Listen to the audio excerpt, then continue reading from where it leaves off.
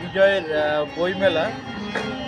আমি আর খন্দকার ইরফান আলী বিপ্লব ভাই বাংলাদেশের কয়েকজন শিল্পের মানুষের মধ্যে একজন। খন্দকার ইরফান আলী বিপ্লব বাংলাদেশ বেতারের নিউজ করেসপন্ডেন্ট। আমরা আসছি বাংলা একাডেমির প্রাঙ্গণে। বাংলা একাডেমিতে আপনারা দেখুন সংস্কৃত বিষয়ের যে সহযোগিতায় যে বইমেলা 2025 গল্প এবং বিজয়ের মঞ্চ। এই বিজয়ের মঞ্চে বেশ আমরা এখানে কিছুক্ষণের মধ্যে অনুষ্ঠান শুরু হবে। সমস্ত সুধীয় দর্শক যে যেখানে আছেন আপনারা চলে আসুন বাংলা একাডেমির বইমেলায়। এখানে প্রায় আমার মনে হয় 200 অধিক স্টল, বইমেলার স্টল দিয়েছে। বিভিন্ন রকম মানুষজন এখানে বইমেলার স্টল দিয়েছে।